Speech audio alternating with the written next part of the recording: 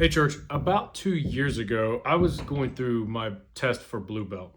And those of you that have been part of jujitsu any amount of time or do anything physical, you know that anytime you do a test for something physical, like a physical fitness test of any kind or any type of test like that, it's exhausting. And this blue belt test was exhausting. We went for about 2 hours, maybe a little bit longer. And what we did is we did drills, we did exercises, we did combatives, and then we turned around and we did different drills all the way to the ground, and you're getting thrown, and you do like 45 minutes of rolling at the end of it. It was just exhausting, truly, truly exhausting. I don't know about you, but after something like that, but particularly that one, I was exhausted and I was ready for a drink of water. And it was in the middle of May. And I remember the first sip of water with a fresh thing of ice water after I finished that test. I was so refreshed and felt so good to have that water. And that relates to our scripture today. Psalm 42 verse 1 says, "As the deer pants for the streams of water, so my soul pants for you, my God. My soul thirsts for God, for the living God. Where can I go to meet with God?"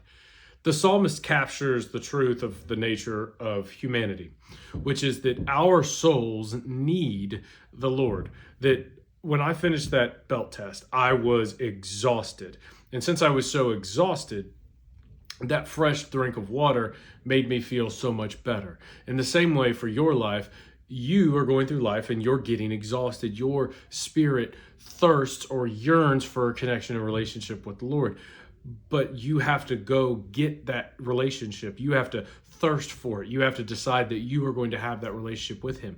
But your soul thirsts for it. Your soul needs it. That's what the psalmist is trying to capture. In the same way that my body needed a fresh thing of water after that, you need a fresh refresh with the Lord daily, I would say. Maybe even more than daily, that it's so important that you're doing that. Some of that's what we do on Sunday. That's your weekly refresh, your big one with worship, and we're all coming together and doing that together. But then, I mean, let's be honest, that's not enough. You need to have your own individual time where you're quenching that thirst for the Lord. So your prayer focus as we come out of this little session here is to have a greater desire for the Lord and a greater desire for his spirit and a greater desire for him. So that's your prayer focus coming out of here, to be thirsty for the Lord and thirst for his presence in your life. So with that, love you guys, and I'll see you tomorrow for day 6.